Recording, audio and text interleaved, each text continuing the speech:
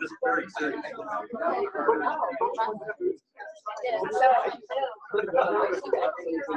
afternoon. I know Andrew has like 400 slides, so we need to get started. So it is my pleasure this afternoon to introduce our seminar speaker, Dr. Andrew Kniss. Andrew is a full professor. If you try to Google him, he has actually assistant, associate, and nowhere on the web is he a full professor, so we need to get that chain right. He's a professor of weed ecology and management in the Department of Plant Sciences at the University of Wyoming. He has a PhD in agronomy with a minor in statistics from the University of Wyoming. His research program focuses on developing weed management programs in agronomic crops, especially sugar beet, winter wheat, corn, and dry stubble beans. He teaches undergraduate and graduate level courses, including ecology of plant production, weed science and technology, and applied dose response analysis, which I would like to take. He is helping develop an online MS course, a program really in weed science. He recently received the Outstanding Weed Scientist Early Career Award from the Western Society of Weed Science, and he has served on the board of directors of the Weed Science Society of America. Just this week, he was given the Outstanding Paper Award in the Journal of Weed Science for his paper entitled Genetically Engineered Herbicide-Resistant Crops and Herbicide-Resistant Weed Evolution in the United States. And he's currently president of the Western Society of Weed Science. He grew up on a small farm in Nebraska. His interest in weeds began early in life after being forced against his will to pull nitrate berries out of dry green windrows. I remember those too, prior to harvest, and he now thanks Dad for that. So one of his interests really has evolved into looking at data sets and using meta-analysis of those data sets to really look at big questions like herbicide use, GMOs, and pesticide safety. Another interest he has is in sharing what he learns in this and other topics in weed science and things he just finds fun through a blog called A Plant Out of Place. And he also has a Twitter account called BioWeeds. Both can be very entertaining reading, and I can tell you also draw the attention of very nasty comments from other areas. He does this all for fun because he actually does not have a formal extension program at Wyoming. And he said that all of Wyoming has heard his stories by now, so he's come here to share them with us as the audience. So please help me welcome Andrew.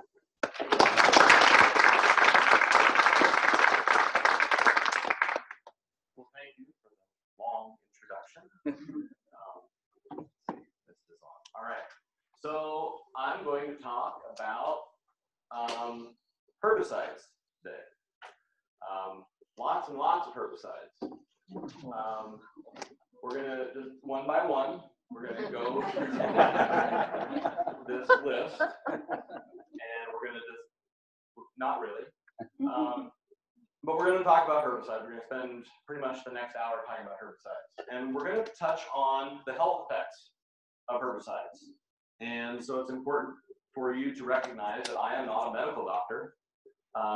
I will not diagnose anything that you may have on you or in you or around you.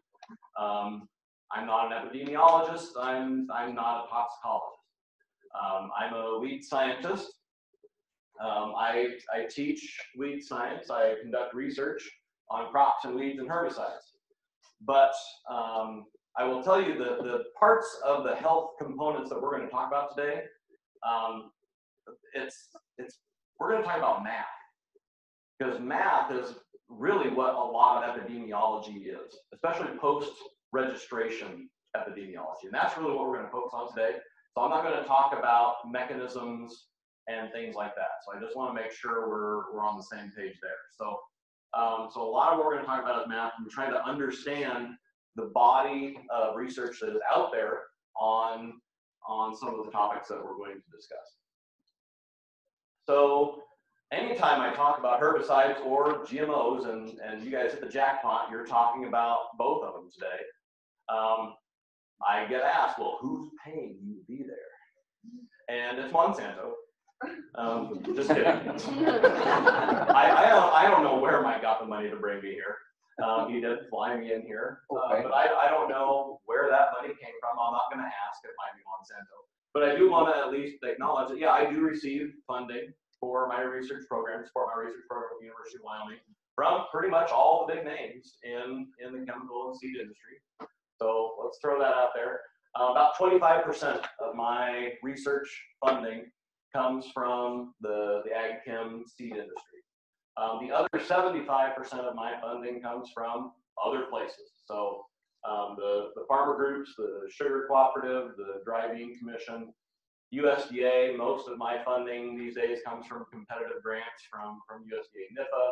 We've got some internal things at University of Wyoming, and we've got some state funding for seed certification and producer grants. So that's kind of where my funding comes from. So let's just get that all on the table, make sure we're all on the same page. But I'll tell you, if you want to talk about what biases me, this is kind of a drop in the bucket compared to this. So I grew up on a farm. I still think like a farm kid. It's been a long time since I've been a farm kid. This is a picture of me when just kidding.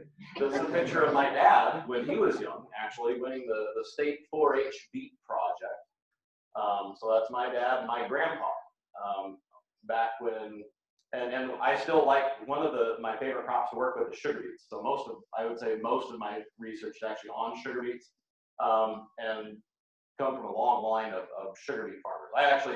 I grow my beets now in 5-gallon buckets, which my dad thinks is a fairly inefficient way to produce sugar beets. And he's right. But so this is really kind of how I see the world. So I think it's important to kind of give you that recognition. As we talk about herbicides. So a lot of the herbicides on this list, I have never seen nor heard of, except they exist in the database that I started searching to show you some of the data that we're going to talk about today. Some of them have been phased out by the EPA longer ago than I was ever actually out in the field where herbicides would be sprayed. Some of them, like this one you might notice, glyphosate, it's a popular one these days. It's the one that's going to make up the majority of this talk. So there's a lot of herbicides out there.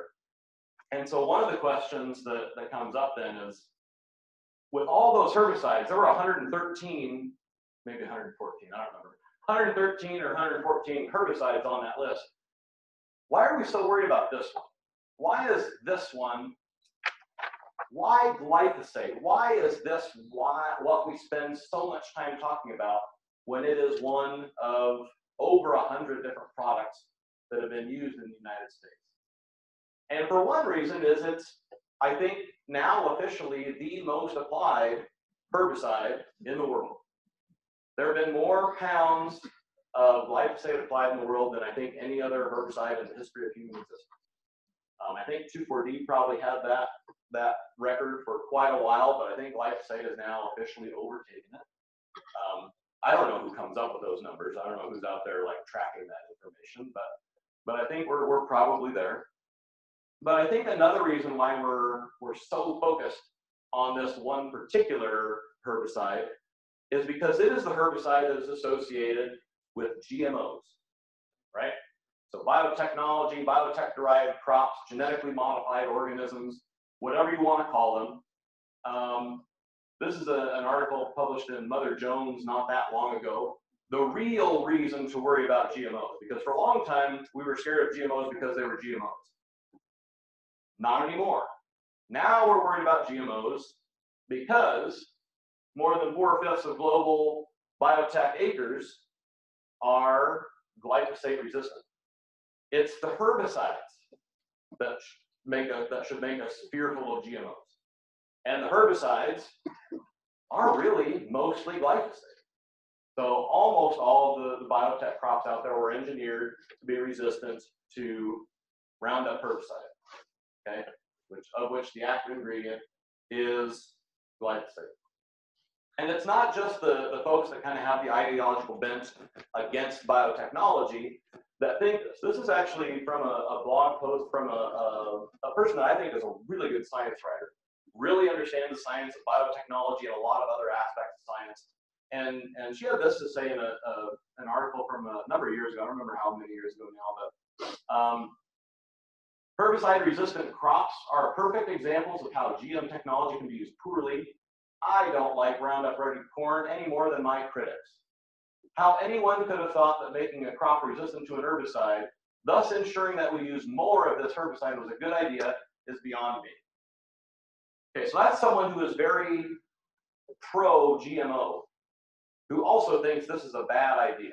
Engineering a crop to be allowed to spray with an effective herbicide like glyphosate. Do we have any ag economists in the room? No?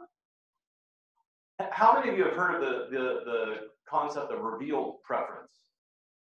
You know what revealed preference is? Revealed preference is, I think it originates with behavioral economics, but basically, if you ask someone what they're going to do, they could say a lot of things, and they do say a lot of things. If you actually want to know what someone's going to do, watch what they do. Well, it turns out how anyone could have thought that making a crop resistant to an herbicide was a good idea. Millions of people thought that this was a good idea. Because there are literally billions of acres of Roundup Ready crops that have now been planted worldwide. Farmers really like this technology, and there's a reason. Okay, and so it's important to understand that this is a technology that is helping people deal with problems. Okay, so speaking of GMO crops and their association with Roundup and other pesticides, a lot of the things that I hear in these discussions online and in real life and elsewhere are these three things. GMOs have increased herbicide use. They have caused super weeds, and they have led to the use of more toxic herbicides. By show of hands, how many of you have heard one of these claims being made? Okay, leave your hand up if you have seen really solid evidence to support these claims. Well, that's a shame. Okay, how many of you have heard this claim, that GMOs have reduced or allowed the use of less toxic herbicides? How many of you have seen data to support those claims? How many of you have made this claim without sufficient data to back it up? Okay. We're all guilty of this. This is one of the reasons why I always try to present some of my biases up front. Because you know what? Everyone in this room has been wrong about something. And almost none of you will be able to point to one thing that you say, oh yeah, I'm totally wrong about this. Right? Okay, well, it's good to acknowledge that sometimes we're wrong. So we really need to go in and take a look. And in fact, you could say this just about everything, but I think it particularly applies to a lot of items in agriculture today. Okay, so this is the question then that we're going to tackle first. And I'm going to conclusively answer this question. Does glyphosate cause cancer? Just kidding. I'm not going to come anywhere near answering this question conclusively. But I will show you some of the data on which the claims both for and against this particular yes or no question have been based. But first I want to start off, does everything cause cancer? Yeah, pretty much. So this is a great figure. This is from Vox.com, based on a paper, and you can go to Vox.com and search everything gives you cancer, and you'll bring up this. Basically, this is I think a perfect encapsulation of how epidemiological data works. It also demonstrates why you should never believe a news report on whatever the latest study is saying X cures cancer and or Y cures cancer or this causes cancer. because every single study has lots of limitations, lots of biases that go into it. And if you start adding up, so basically the way, and it's important to understand how these figures work too, because I'm going to go through a few of those, but basically this line at 1, if a dot is right on that line or right close to that line, that means people who were exposed to that or were not exposed to that were equally likely to have developed cancer. Okay? So if you eat beef, in this study, people who ate beef got less cancer. In these studies, people who ate beef got more cancer. Okay? So in this one, coffee, well, we got lots of points on both sides of the line. So when we're evaluating whether something does or does not cause or protect from cancer, it's really critical that we look at the body of evidence. Okay? Not just whatever the latest new flashy study of 6 rats says, right? So it's important we look at the body of literature because you can find evidence for both on almost every topic. This includes pesticides. This includes glyphosate. Okay, so many of you have heard about the IARC decision. I want to just address one point before we go into some of the data behind glyphosate. Hazard and exposure. Okay, hazard is, does something have potential to cause cancer if you get enough of it? Okay, water is very hazardous for drowning, right? How many of you have walked through a rainstorm without drowning? Okay, that's because you were not exposed to sufficient quantities to cause drowning when it was out sleeting, okay? So when you talk about risk, your risk of drowning in a rainstorm is usually pretty small. Okay, so it's only when the water gets about neck deep that maybe that increases pretty substantially. And so risk is the hazard, the potential to cause problems, plus the exposure. How much of it are you exposed to? Okay, so when we talk about the potential of glyphosate to cause cancer, that is what IARC evaluated. Given sufficient quantities, could this potentially cause cancer? And they concluded yes. All of the regulatory authorities that have looked into glyphosate take into account that hazard, but also potential exposure scenarios. So in the real world, would an applicator, for example, come into contact with a sufficient amount of this product that they obtain a dose that is likely to cause that particular malady? Okay, so that's what regulatory authorities, they do risk analysis rather than just focusing on the hazard component. So I hear a lot of talk about how, you know, there's a lot of issues, and there are a lot of issues within regulatory bodies and within IARC and the World Health Organization, whatever. But to be honest, IARC saying that glyphosate can cause cancer and EPA saying it's almost certainly not going to cause cancer, they can both be right because they're evaluating different bodies of evidence. So I'm not going to cast doubt or aspersions on either one of them at this point. I just want to make the point that both those things can be true. Risk is really what you and I need to worry about. Okay, the Food Quality Protection Act, they want a reasonable certainty of no harm within the registration process. So that's how it's actually specified in the legislation for pesticide registration. So we're going to look to see about reasonable certainty of no harm. So I went through a couple of years ago, and there's at least 2 or 3 dots that should be added to this at the list at this point, but I haven't updated my figure. But this is all of the data I could find on glyphosate and different various types of cancers. Now, the first thing you'll notice is it looks kind of like that figure I just showed, that everything causes and protects you from cancer. For a lot of different types of cancers, brain cancer, for example, glyphosate has been associated with decreased cancer and with increased cancer. Now, one important point from all these studies is excluded from this figure because it doesn't have the confidence intervals.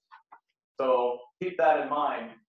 But what I want to draw your attention to is non-Hodgkin lymphoma. This is the source of the IARC designation as a carcinogen for glyphosate, and also the subject of the lawsuit that's been going on in California for those of you that have paid attention to that. Non-Hodgkin lymphoma is the form of cancer that we're interested in as it relates to glyphosate. Now, when I look at that figure, it's a little concerning, right? Most of those dots are on the right side of the line on the increased cancer. That says that people who were exposed to glyphosate were more likely to get non-Hodgkin lymphoma than those who were not exposed to glyphosate. Okay, so I want to dig in then to some of those studies. So if you take all of these points and put them on their own line, these are those points. Now again, there's two missing, and that's because it's a different kind of study, and we're going to talk about that in a second. These are all the studies that we call case control studies. A case control study is where you find a bunch of people with the type of cancer that you're interested in this case, non-Hodgkin lymphoma, and you ask them just a whole bunch of questions. How many times a week do you eat bacon? Do you drink coffee? How many alcoholic beverages do you consume a week? Do you smoke? Have you ever been exposed to the herbicide glyphosate? And then what you do is you find a whole bunch of other people who don't have non-Hodgkin lymphoma. You ask them the same set of questions. And then you analyze that data and look for things that show up in those questions where the answers are substantially different between the folks that do have the disease and the folks that don't have the disease. Okay? And so if the people who said, yes, I have used glyphosate, if that group that says yes is more likely to have gotten non-Hodgkin lymphoma than those who didn't, then that ends up showing up on the right side of this line. That means the relative risk of getting non-Hodgkin lymphoma is higher if they had used glyphosate. Okay, the confidence intervals are also important here.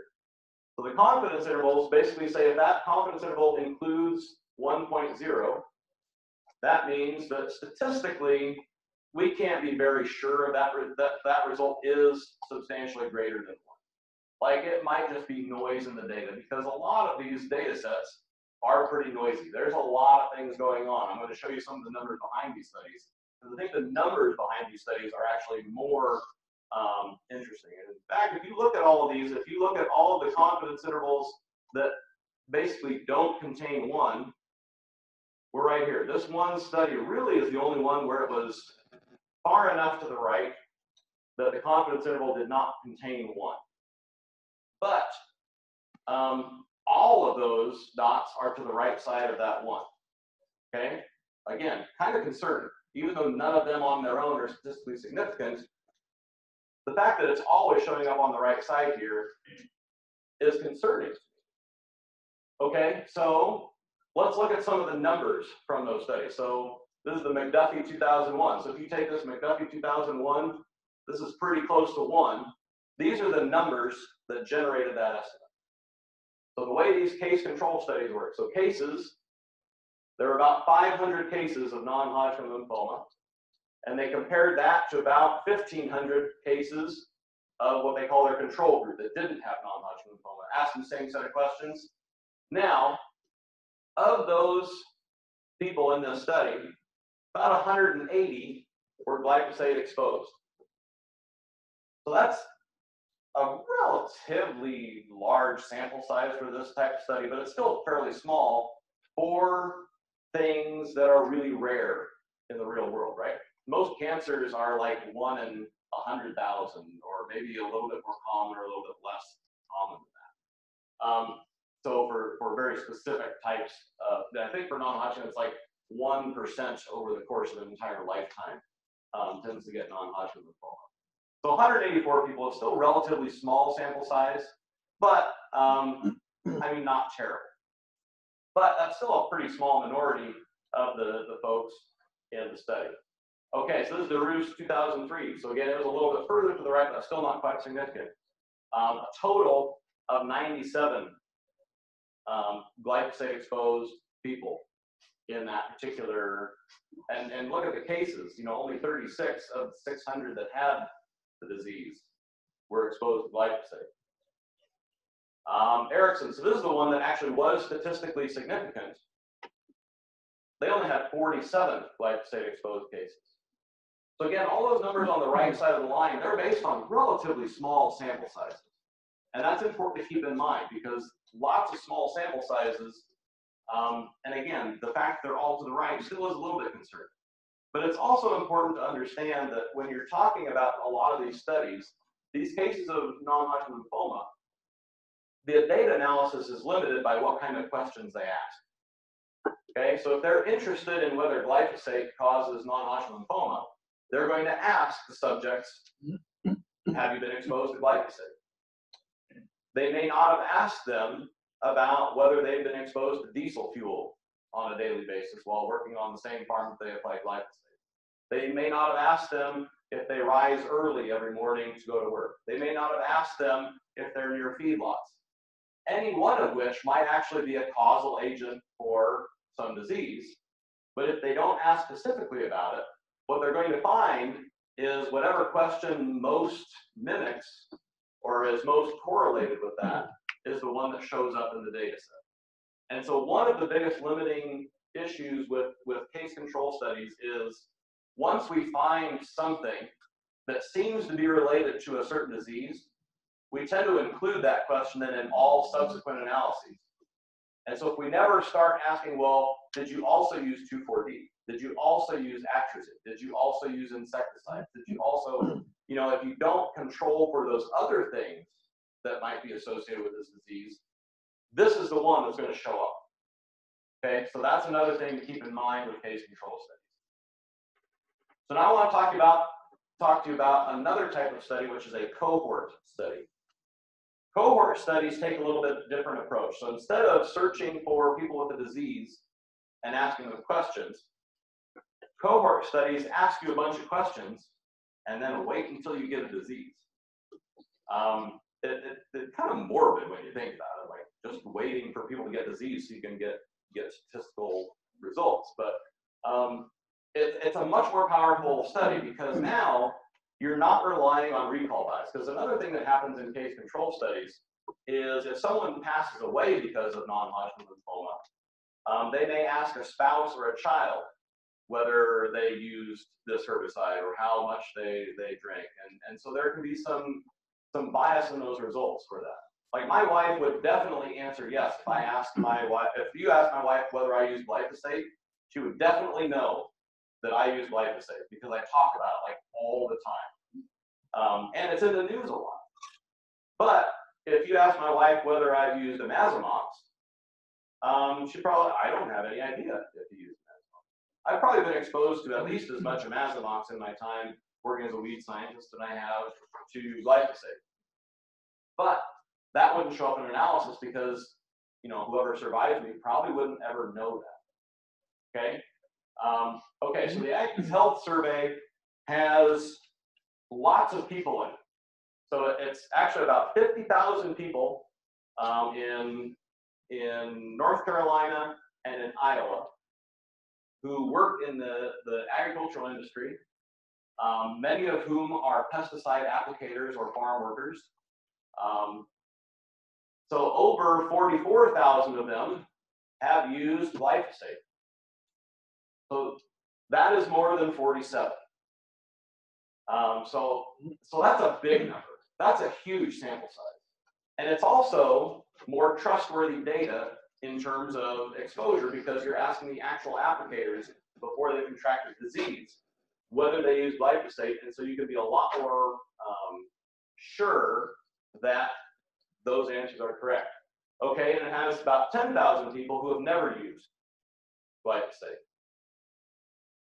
So if you actually plot these numbers and what they did in this latest analysis of the Ag Health Survey, they divided them into quartiles. So the first quartile was the lowest exposure group. So they have the never used glyphosate, but then they divided these 44,000 people up into 4 groups.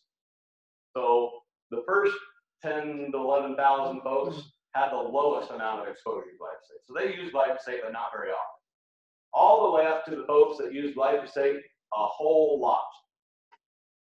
Now, where are those points on the line? On the left side. not only on the left side, but they include one, statistically, there really doesn't seem to be much of an association between glyphosate and non-Hodgkin lymphoma from this relatively large study. If you actually just calculate the raw percentage, about 1.5% of the people who have never used glyphosate have contracted non-Hodgkin lymphoma over the course of this study.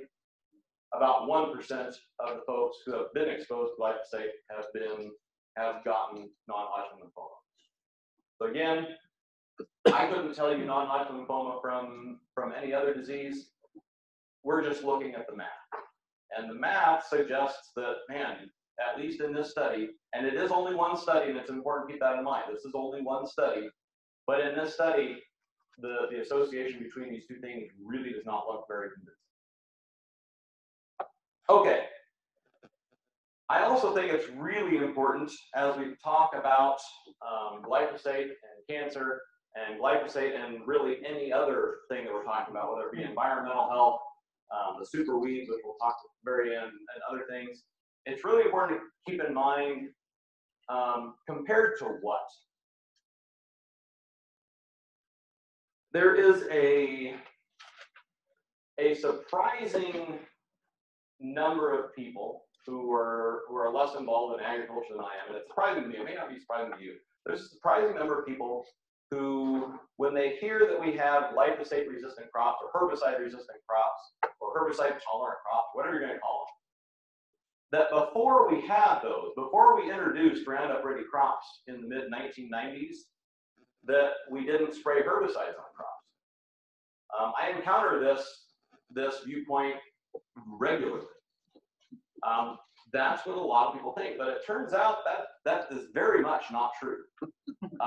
We spray herbicides on most of our crops, and particularly the big ones that we have Roundup-ready versions of, corn, cotton, soybeans. This is USDA data.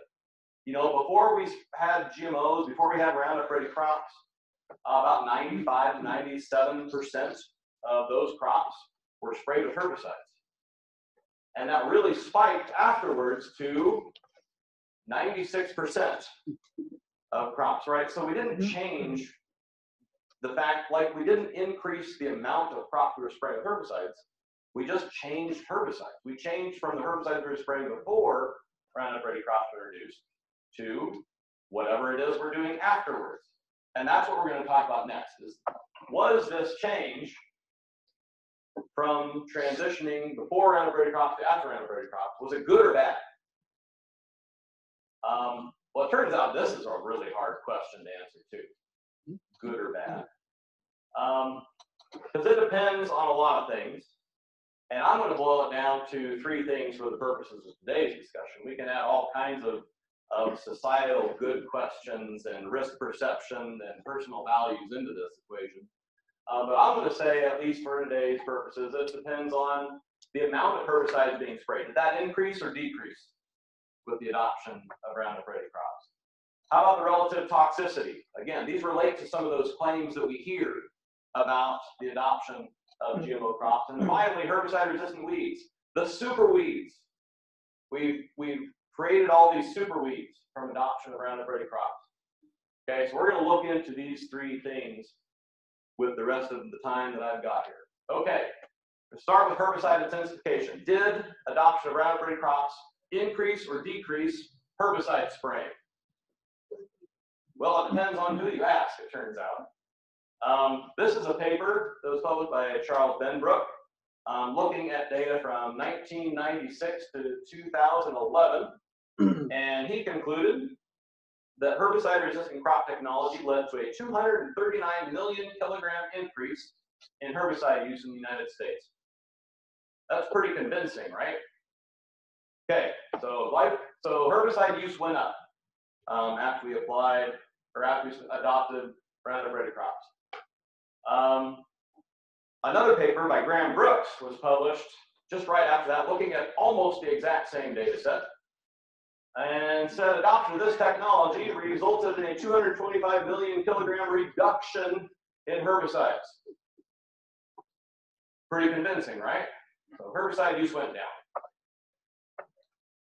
How is it possible that two people can look at almost the exact same data covering almost the exact same time frame, and conclude that it's somewhere between 239 million kilograms increase and a 225 million kilogram decrease. Like, those are different things. By about 230 million, those are different things. Okay? So the answer probably lies somewhere in the middle, and if you're interested, go visit my blog. I'm not going to talk much more about this. Because I would argue that it doesn't matter. The number of pounds of stuff we put out there doesn't matter. I mean, it matters, but it has to be qualified, right? Okay. So what I did for analysis that I published just about a year and a half ago is I stopped looking at pounds. And the National Academy's report on biotech crops suggested that we stop looking at what I call pounds on the ground. You know, just calculating the amount of something you put in the environment is kind of irrelevant from almost any meaningful metric. And so what I did is I actually looked at the number of applications of active ingredients being applied per acre. So basically the y-axis on that is that every time you apply one active ingredient to 1 acre of crop, that's 1. So in corn, at the beginning of this period, 1990, about 6 years before we had Roundup Ready crops, we were applying about 2 applications per acre of corn. By the end, we're up to a little over 3. Okay, for soybean, we adopted Roundup Ready crops right around here. We actually saw an initial decrease, but now we're up a little bit higher. With cotton, we adopted Roundup Ready crops right about here. It stayed stable for a while and then kind of peaked up right there again. Okay, so if you look at the slopes of the linear trend, and for soybeans, the linear trend is pretty much meaningless, but the reviewers made me put it in anyway. If you look at the slope of those lines, 0.05, 0.05, that basically means we're applying about 0.05 more herbicides out on every acre every year. Okay, so that's the slope of that linear trend for corn and cotton. Okay, so GMOs increased herbicide use, yeah? Not so fast. If you look at the slopes for some of our non-Roundup Ready crops, 0.07 in rice, 0.09 in spring wheat, 0.06 in winter wheat. We've been increasing herbicide use in all crops in the United States. So I don't know if you can really attribute that increase to the fact that they were GMO or the fact that they were herbicide resistant, right? Because if you look at the slopes, I could just as easily make an argument that, well, it turns out that the increase in herbicide use is less because we have Roundup Ready crops. Because in non-Roundup Ready crops, we're seeing that increase occur more rapidly. I'm not sure I'm ready to make that argument, but the data would suggest it's almost as plausible, or at least as plausible, as saying that herbicide use increased because of Roundup Ready crops. So I'm not sure there's a really clear answer to that question. So have Roundup Ready crops increased the amount of herbicides being sprayed? I don't know, I would probably fall on maybe to probably not. If you came to this seminar looking for conclusive answers to anything, you are out of luck, by the way. I tend to always assume I'm probably wrong about something, so I don't make a lot of hard statements. So yeah, herbicide use increased in Roundup Ready crops. That may be partially due to the fact that we adopted them, but it's less than the increase we've seen in non-Roundup Ready crops. So it may just be an increased trend for better herbicide marketing. I really don't know. Maybe it's the super weeds that we're going to talk about in a little bit. But we can definitely say that herbicide-resistant crops haven't made us less dependent on herbicides. And that's an important thing to keep in mind. You know, we have not lessened our dependence on herbicides by spraying more herbicides. Okay, so that I think we absolutely can conclude. Okay, what about the toxicity? Have Roundup Ready crops changed the toxicity of the herbicides we're using? And it turns out toxicity is important, right? If I told you had to take a 100 milligram dose of aspirin or fentanyl, which would you choose? So we can all agree then that toxicity matters to this discussion, right? This is why pounds on the ground drives me nuts. Because I don't care if it's 230 million kilogram increase in active ingredient, if it's way less toxic stuff that we're putting in the environment.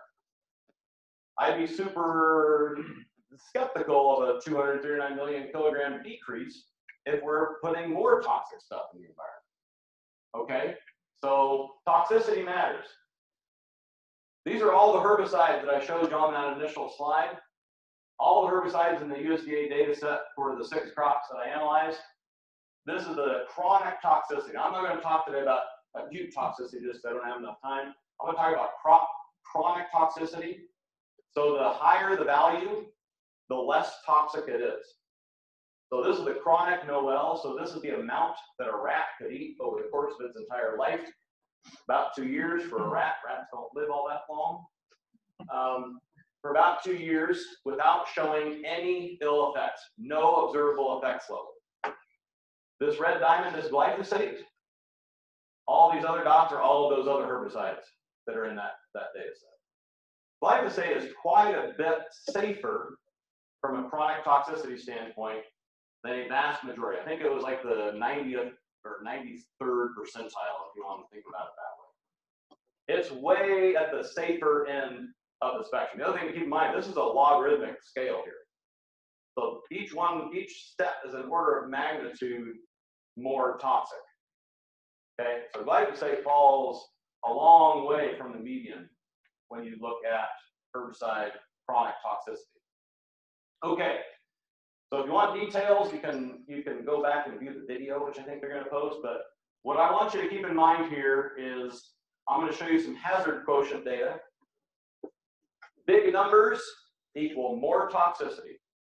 Little numbers equal less toxicity. Okay? So what do we want? More big numbers or little numbers? Little numbers. We want little numbers. Okay. This is what happened to chronic toxicity of the herbicide programs that are used in our 3 Roundup Ready crops: corn, soybean, cotton. So Roundup Ready crops, increased or decreased chronic toxicity? Kind of tell me, right? Well, it looks like in soybean we saw a huge decrease. But in corn, it actually looks like it's gone up a little. And in cotton, it looks like it's actually gone up pretty substantially. Well, through the magic of super fun R coding, I made some way fancier plots than this that show how much each herbicide contributes to that toxicity. So the total, so if you think of the very top point on these, so this is corn, this is the very top point. But now you can see which herbicide is actually driving those toxicity changes. And in corn, this big giant red one is atrazine. This big gold one that makes up most of the rest of it, mesotrione. This is not a trick question. Are either one of those Roundup? No, they are not. In fact, where is glyphosate on this image? Other? It is there, yeah. It's mixed in with about 8 other herbicides in other. Okay, which means it's smaller than the smallest one of these. For soybean, this is the one that dropped.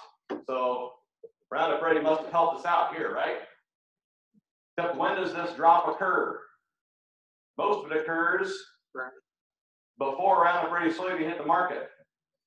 And most of it is because we started using way less linearon. Again, a big drop. Pretty hard to attribute that to Roundup Ready soybean. Now we've got cotton.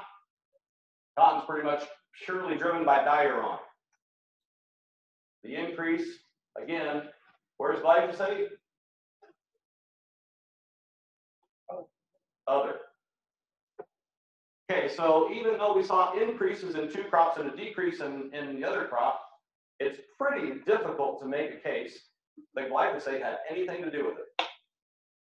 Most of these if you look at the acute and chronic toxicity in the full paper, most of them are due to phasing out of products that EPA thought were bad.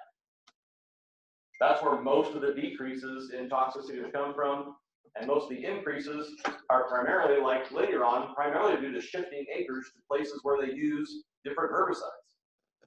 Really very little that is directly attributable to Roundup Ready. But this is actually kind of amazing, because if you look at how much glyphosate is being applied, so in corn, soybean, and cotton, 26% of all corn herbicides used in the year 2014 or 2015, the last year of data for whichever crop it was, 26% of all herbicides used in corn were glyphosate. About 45% of all herbicides applied in soybean and cotton were glyphosate. But glyphosate only accounts for 0.1, 0.3, and 3.5% of the chronic toxicity hazard. That's pretty impressive if you ask me. And that's because, again, glyphosate falls way to the safer side of the median when it comes to chronic toxicity. Way over here. So all these herbicides are the ones that are driving most of that chronic toxicity hazard. Okay, so have Roundup Ready crops increased the chronic toxicity of the herbicides being sprayed in our Roundup Ready crops? I'd say almost certainly not. You can probably just say no on this one, because I think we can make a pretty strong case that the chronic risk would almost certainly be worse if we didn't have glyphosate. Because again, if we don't have glyphosate, we're probably going to be using some of these herbicides, which is probably going to increase the chronic hazard. Okay, last thing, herbicide-resistant weeds. Here are the super weeds. I know it's what all of you have been waiting for. This is the thing that I'm actually qualified to talk about. We're about 5 minutes from the end. Okay, have Roundup Ready crops increased selection pressure for herbicide resistance? We certainly hear a lot more about super weeds and herbicide-resistant weeds in the news a lot more now that we have Roundup Ready crops, right? Did we just not have resistance before Roundup Ready crops? We must not have, right? No, apparently you guys just never came to weed science meetings before then. Now they're crawling with journalists. Okay, so this is from my latest paper, looking at herbicide resistance over time. Okay, so this is the number of new species that have been found to be resistant to each different herbicide site of action, running for that same time period, 1990, 2015. So this is all herbicide sites of action. So if you look at resistance to all herbicides in the United States, right about here, what do you see happen to that line? It changes, doesn't it? It starts to flatten out a little bit. And if you look at the slopes of those lines, before about 2005 or 2004, we were finding almost 6 new herbicide-resistant weed species per year. After that, it slowed to about 3.5. Is that due to Roundup Ready?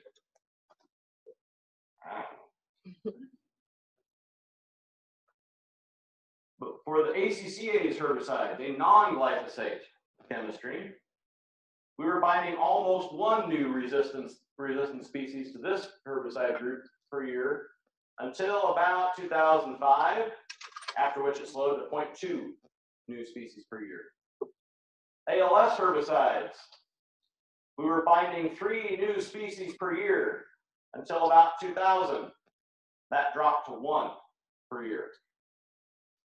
Now, with photosystem 2, we didn't see a change. And with EPSPS, anyone know which herbicides inhibit EPSPS? It's glyphosate. Okay, we're finding about 1 new case of herbicide resistance every year, new species resistant to group 9 herbicides or glyphosate every year.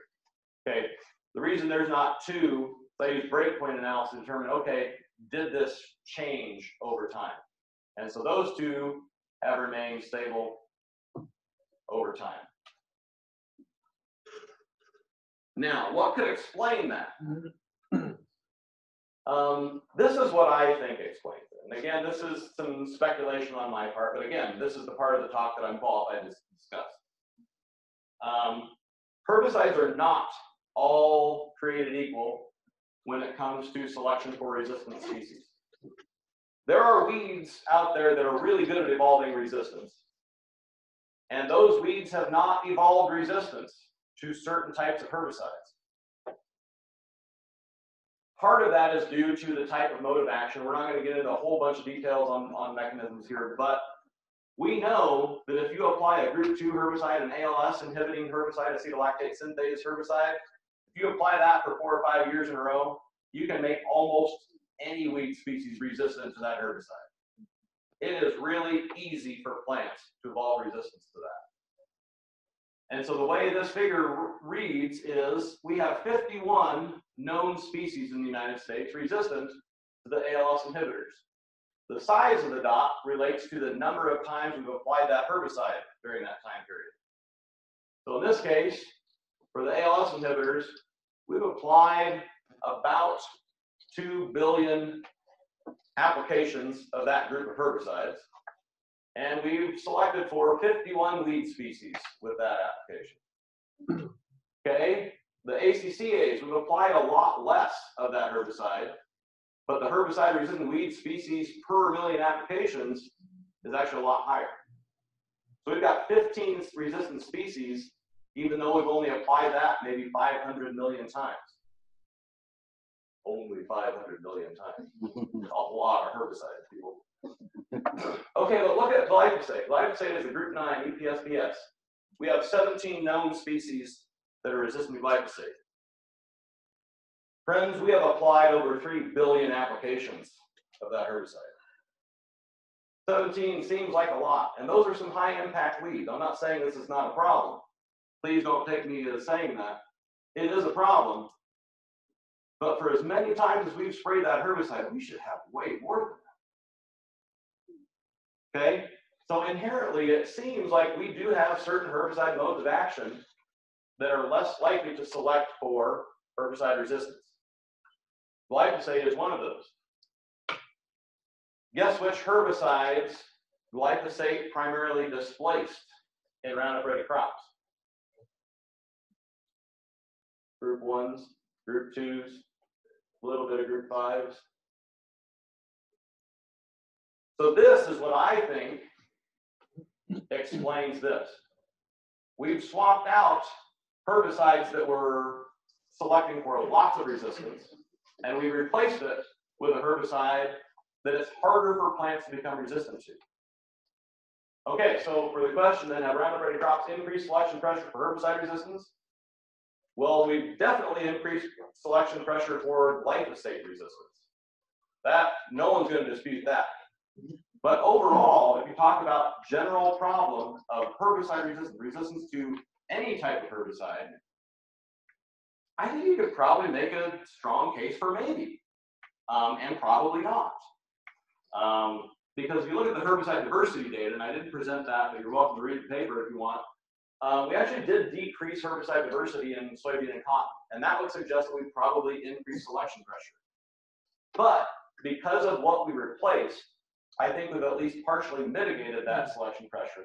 And in corn, we didn't reduce herbicide diversity, and so probably actually reduced the rate at which we're developing new glyphosate-resistant species. Okay? So, as I said, a lot of the stuff that I've presented here is on my blog. So you're welcome to check that out, planetonaplace.com. It gives a lot more details on a lot of things. I tried to cover, like when I submitted the title, I didn't actually think I was going to cover all of this stuff. And then I'm like, well, what if they come for cancer? I better cover the cancer. And what if they come for the superweed? So I figured I'd better cover it all. So I didn't get into details. So there's a lot more details in the papers and on the blog. Please feel free to check those out. I'm on Twitter at WildWeeds if you do such things. But that's all I've got. I mean, if you have time for questions, I'm happy to hang out and answer questions. And if all of you want to leave, that's also fine. I won't hold it against you. Friday afternoon, after all. So thank you very much for inviting me.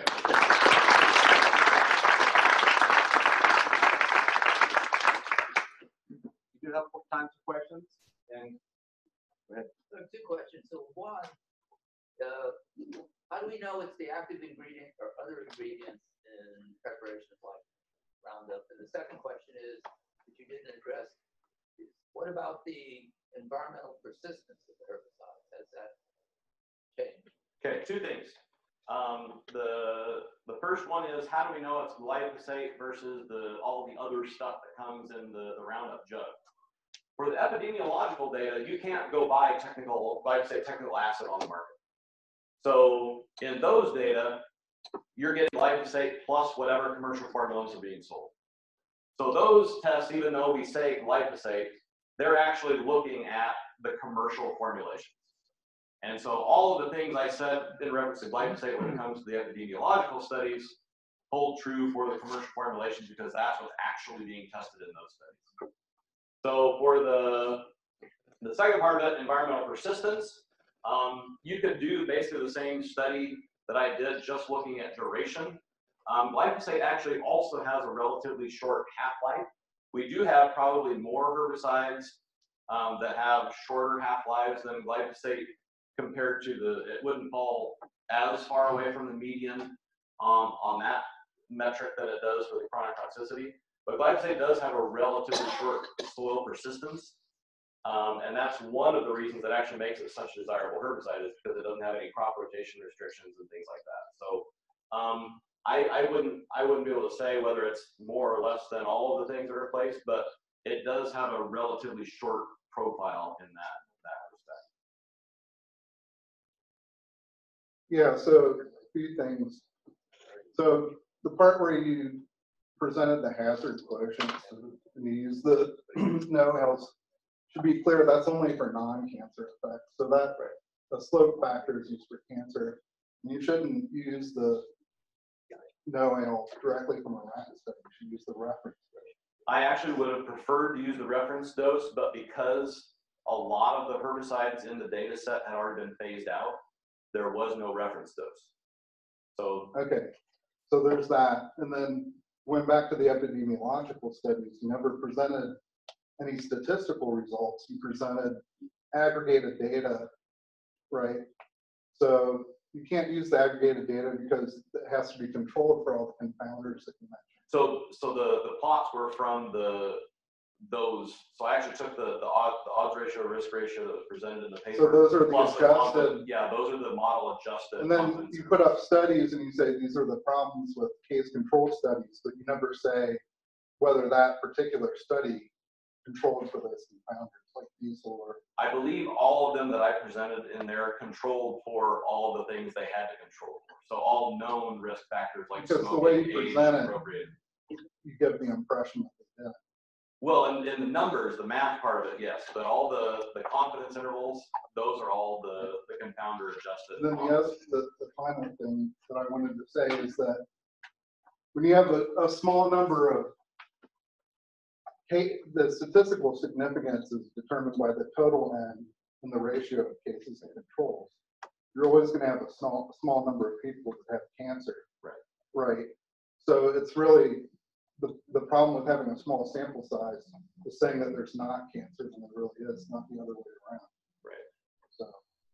But because they're not significant when you adjust for those other factors, I think the small sample size is true for rare events. But if it is significant, even if you have a small number of cancers, that doesn't mean the small sample size doesn't negate that significance. The small sample size is a problem. If you don't show that there's cancer, if you say that there's not cancer, but there really is, type 1 error. So, anyway. Other questions? Is there pressure to phase out Roundup because of all the negative news? In places, yes. Yeah, I think there are a lot of people who would like to get rid of glyphosate, and I think it's something that's picked up steam lately. And again, I think that's where the compared to what really becomes important, because there are places where they've phased out the use of glyphosate, and the two things that tend to replace it are paraquat, which is known to be much worse chronic and acute toxicity, or tillage. So those are, and from an environmental standpoint, that presents a whole separate set of problems. So yeah, there are pushes around the world to ban several pesticides. Glyphosate is on the top of a lot of those lists. I was just going to add to answer David's earlier question about the other things. So those things are, EPA actually looks at toxicity of a lot of those other things. And there's like a standard list of things company can use that are basically already approved individually to be safe. So those are things they will almost always use if they can, because they don't have to add toxicity questions on those. But again, when you test on the RF, you do the whole shebang basically. I'm curious on the, is any, I mean, because you saw all the different chemical uses and everything. So are we not far enough along with organic for them to not be thrown in there yet to see if there's even an association there? I mean, that would be fair, right? Yeah, so a couple things that the question is related to organic approved herbicides. One, there's not really any substantial organic herbicide used in crop, simply because we don't have any selective herbicides in crop. So they're still used like burn down ahead of planting, things like that in between rows. But nothing is approved for use over top of crop because we don't have anything that wouldn't kill it. But the other thing is most of the pesticides that are approved there usually have a grass designation generally recognized as safe on the chronic side of things. And so it's really difficult to find toxicity data for a lot of those products that are used in that form. So they still do have some fairly substantial acute toxicity in some cases, but a lot of them, you just can't really compare because one, they're not used as much, and two, you can't find the same data.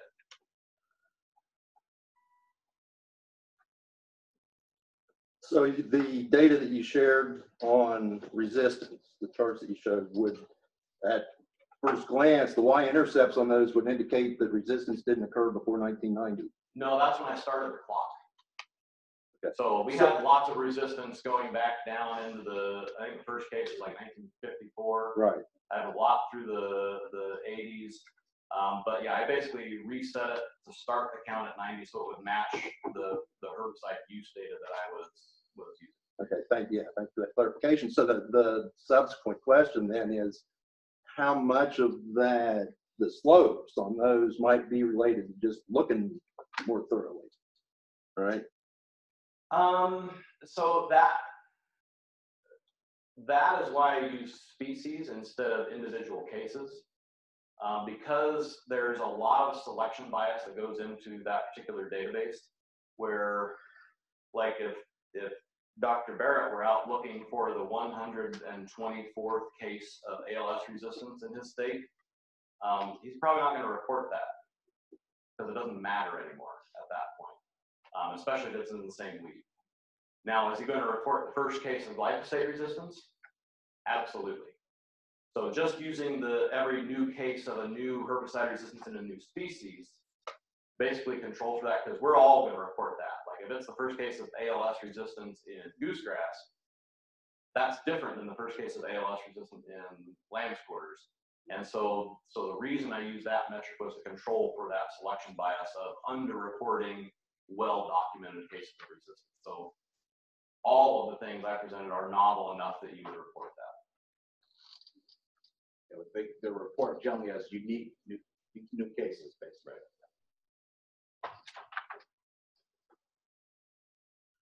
I'm not quite sure how to ask this, but is there something to do with weed reproduction or how weeds move? Because this is a long topic, and so I took a course, herbicide resistance in weeds, in graduate school in 1978. And the fear was, triazines. is all triazines. Redroot, pigweed, lamb's quarters, but we're still using triazines. Whether is that those populations or those weed reproductions prevented them from moving a long distance from the area where they became resistant? Because I mean, now you hear about the other amaranths, other pigweeds. It just seems different. So I think a lot of that is related to the rate at which new herbicides and new herbicide modes of action were being developed for a long time. Because, I mean, yeah, there's a lot of triazine resistance out there. There's a lot of ALS resistance out there. We're still using all those herbicides because for a long time we continued to see new herbicides that we could. So I think that also explains why we're seeing herbicide use intensity increase. That every case of resistance, we now add another thing to the tank, or we switch away in one crop, but we'll still use it next to another in another crop.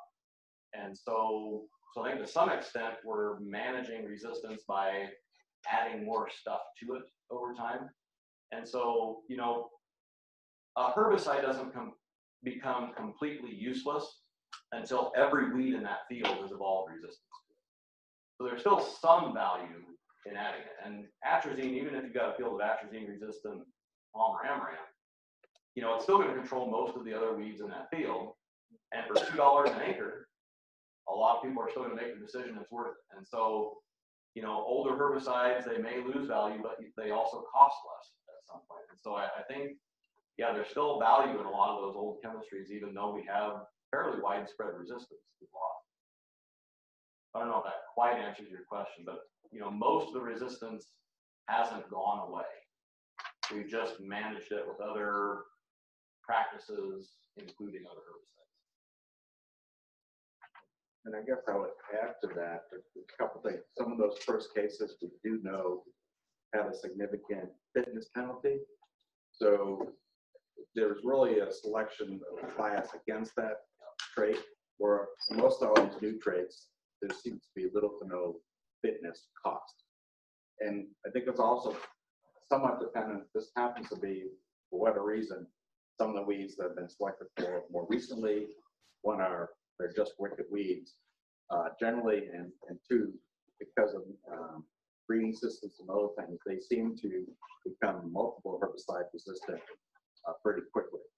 And so it does look like there's an acceleration in some way of the process with some of these new species that we deal with.